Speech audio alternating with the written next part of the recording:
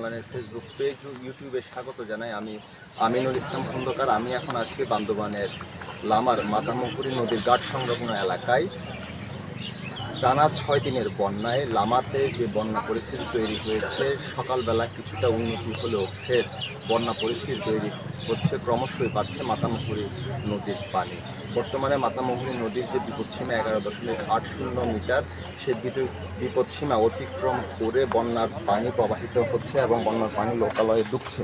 মাতামুহুরী নদীর পানি ক্রমশই বৃদ্ধির ফলে এখানকার যে নির্মাঞ্চলগুলো রয়েছে, সেই নির্মাঞ্চল প্লাবিত হচ্ছে এবং এই মাতামুহুরী নদীর পানি বন্যা পরিস্থিতি তৈরি করছে। এখন মাতামুহুরী ঘাট থেকে আপনাদেরকে দেখানোর চেষ্টা করছি। একেবারে মাতামুহুরী নদী এবং সমতল ভূমি এক কানায় কানায় পরিপূর্ণ হয়ে গিয়েছে এবং সম্পূর্ণ আশপাশ জুড়ে এ পানির পরিমাণ বাড়ছে। একটি বিষয় জানিয়ে রাখি, আমরা লামা উপজেলা প্রশাসনের সূত্রে জানতে পেরেছি বান্দরবানের লামাতে যে প্রতি 3 ঘন্টা পরপরই যে আপডেটটুকু দেওয়া হয়, সে আপডেট অনুযায়ী বিকেল 4টা বাজে লামা মাতামুহুরী নদীর পানি 12.70 মিটার উপর দিয়ে প্রবাহিত হচ্ছে, যেটি বিপদসীমা ছিল 11.80 মিটার। সেই হিসেবে বিপদসীমার 90 সেন্টিমিটার উপর দিয়ে পানি প্রবাহিত হচ্ছে। এদিকে 24 ঘন্টায় বৃষ্টিপাত রেকর্ড করা হয়েছে 137.5 মিলিমিটার।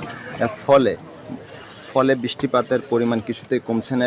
এছাড়া জুমার নামাজের 1 ঘন্টা আগে এবং তারপরে আরও 1 ঘন্টা 2 ঘন্টা বৃষ্টিপাতের কারণে 90 সেন্টিমিটার পানি মাতামুহুরী নদীতে বৃদ্ধি পেয়েছে। এবং আমি মাতামুহুরী নদীর সেই সর্বশেষ অবস্থাটুকু আপনাদের জানানোর চেষ্টা করছিলাম।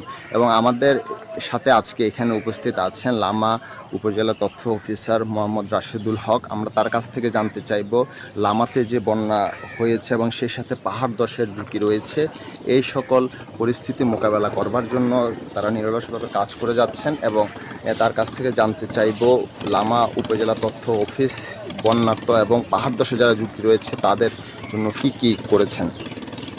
আসসালামু আলাইকুম। বন্যা ও বন্যা পরবর্তী পরিস্থিতি মোকাবিলায় আমরা শুরু থেকেই মানুষের জানমালের ক্ষয়ক্ষতি কমানোর লক্ষ্যে তথ্য অফিস লামা উপজেলা প্রশাসনের নির্দেশনায় দিনরাত কাজ করে যাচ্ছিলাম। আমি নিজেই সৌর ইউনিয়ন পরিষদের একজন প্রশাসক। সম্ভাব্য ক্ষয়ক্ষতি এড়ানোর জন্য গ্রাম পুলিশ, এনজিও, বিভিন্ন সংস্থার সমন্বয়ে একটা টিম গঠন করে দিই। সেই টিম বাড়ি বাড়ি গিয়ে পাহাড়ের পাদদেশে, পাহাড়ের উঁচুতে নিচুতে কিংবা নদী তীরবর্তী ঝুঁকিপূর্ণ এলাকায় বসবাসরতদের মাইকিং প্রচারণার মাধ্যমে হ্যান্ডমাইকের মাধ্যমে সতর্ক করে সবাইকে নিরাপদ স্থানে সরিয়ে নেওয়ার জন্য অত্যন্ত জোরালোভাবে আবেদন করা হয়। এবং সেই আবেদনের সাড়া দিয়ে অনেকেই ঝুঁকিপূর্ণ এলাকায় যারা বসবাসরত ছিলেন তারা একটা নিরাপদ স্থানে এসেছিলেন বলে এ পর্যন্ত শরীরে কোনো বড় ধরনের ক্ষয়ক্ষতির খবর পাওয়া যায়নি।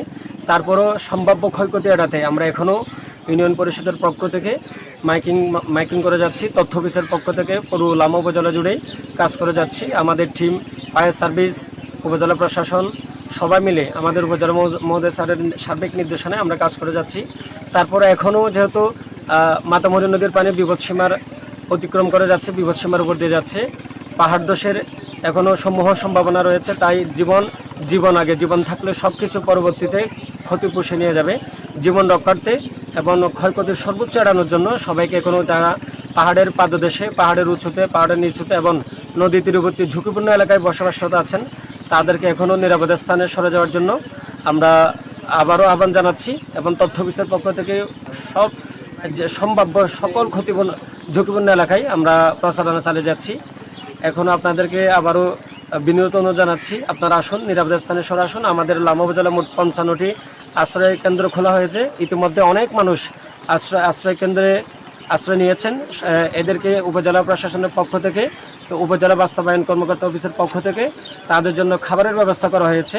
শুকনো খাবার দেওয়া হচ্ছে। আমাদের গণমাধ্যম কর্মীরা দিনরাত পরিশ্রম করে আপনাদের আপডেট দিচ্ছেন। সবারই একটাই চিন্তা, সবাই যেন জানমালের নিরাপদে থাকে, জীবন রক্ষার্থে সবাই যেন সতর্ক থাকে, সচেতন থাকে। আমরা আমাদের তথ্য সম্প্রচার মন্ত্রণালয়ের মাঠ পর্যায়ের অফিস হিসেবে দিনরাত পরিশ্রম করে মানুষকে সতর্ক করে যাচ্ছি। আসুন সবাই জানমাল রক্ষা করি, আশ্রয় কেন্দ্রে আশ্রয় নিয়ে জীবনমান রক্ষা করে এবং আশেপাশে সবাইকে, ঝুঁকিপূর্ণ এলাকার সবাইকে একসাথে নিয়ে সবাই আশ্রয়কেন্দ্রে আশ্রয় নিই, যানবাহন রক্ষা করে সবাইকে আবারও সাবধান থাকার জন্য, সতর্ক থাকার জন্য বিশেষভাবে অনুরোধ জানাচ্ছি। অর্থাৎ তিনি এখানে সবাইকে সচেতন থাকার আহ্বান জানিয়েছেন এবং সেই সাথে মাতামুহুরী নদীর যে সর্বশেষ পানি রয়েছে সে পানি দেখতে এবং যে পরিমাণ আতঙ্ক ছড়িয়েছে, এলাকাবাসী আতঙ্কিত হয়ে পড়েছেন এবং এখানে আরও বেশ কিছু স্থানীয় মানুষজন রয়েছেন, আমরা তাদের সাথেও কথা বলবো এবং তাদের কাছ থেকে জানতে চাইব বন্যা পরিস্থিতির কারণে বর্তমানে লামার উপজেলার মানুষজন কী অবস্থায় রয়েছেন। এখানে একজন রয়েছেন, আমরা তার কাছ থেকে জানতে চাইব লামাতে টানা 2 দিন ধরে বন্যা, সেই সাথে 6 দিনে টানা বৃষ্টিপাতের কারণে বর্তমানে কী অবস্থায় রয়েছেন। আমি যেটা এক কথায় বলবো সেটা হচ্ছে লামা, আলীকদম এবং চকরিয়া বৃহত্তর অঞ্চলের মানুষ এই ভারী বর্ষণজনিত এবং পাহাড়ি ঢলজনিত যে বন্যা হচ্ছে সেটার কারণে খুবই মারাত্মকভাবে ক্ষতিগ্রস্ত হয়েছে, আক্রান্ত হয়েছে। এবং সবচেয়ে বড় বিষয়টা হচ্ছে এই বন্যাগুলো কিন্তু আসলে নিয়ম মেনে হয় না। অনেক সময় দেখা যাচ্ছে ভারী বর্ষণ হচ্ছে কিন্তু বন্যা হয় না। এবার যেটা হচ্ছে আকস্মিক ভারী বর্ষণ এবং সেটা ধারাবাহিকভাবে অনেক দিন ধরে চলবার কারণে পাহাড়ি ঢল এবং অতিবৃষ্টি, অর্থাৎ মাত্রার বাইরে যে বৃষ্টি হয়েছে সেটার কারণে লামা, আলীকদম এবং পার্শ্ববর্তী চকরিয়া এবং বান্দরবান জেলার বিভিন্ন জায়গা দারুণভাবে বন্যায় প্লাবিত হয়েছে। এখন যেটা প্রয়োজন সেটা হচ্ছে সরকারি তরফ থেকে এবং বেসরকারি তরফ থেকে যৌথভাবে যারা আক্রান্ত হয়েছে তাদেরকে সাহায্য করা, সহযোগিতা করা, প্রয়োজনীয় ত্রাণ সামগ্রী সরবরাহ করা, যারা বিপদগ্রস্ত হয়েছে তাদেরকে উদ্ধার করা, পাশাপাশি বন্যা পরবর্তী সময়ে অর্থাৎ ফ্লাড পোস্ট যে সিচুয়েশন সেটাকে ফেস করবার জন্য সরকারের তরফ থেকে বিশেষ কিছু ব্যবস্থা রাখতে হবে।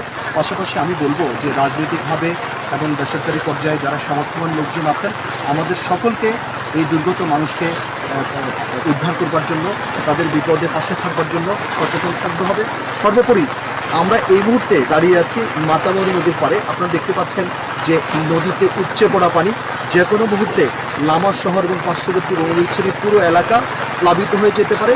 এই প্লাবিত অবস্থা থেকে আমরা যাতে উত্তরণ ঘটাতে পারি, মানুষ যাতে আক্রান্ত হলেও যাতে কোনো ধরনের বড় ধরনের বিপদ সংঘটিত না হয়, সেজন্য আমাদের সকলকে সচেতন থাকতে হবে এবং যথাসম্ভব নিরাপদ স্থানে সকলকে থাকতে হবে। এই কথাটা হচ্ছে যে আমার এই মুহূর্তে বক্তব্য। পাশাপাশি এবং তিনি জানাচ্ছিলেন যে বন্যা পরিস্থিতিতে এইখানকার যে মানবিক বিপর্যয় দেখা দিয়েছে সে মানবিক বিপর্যয়ে এখানকার মানুষজনের পাশে এসে দাঁড়ানোর আহ্বান তিনি জানিয়েছেন এবং সেই সাথে লামা উপজেলাতে যে বন্যা পরিস্থিতি তৈরি হয়েছে সে বন্যা পরিস্থিতিতে মানবিক বিপর্যয় আরও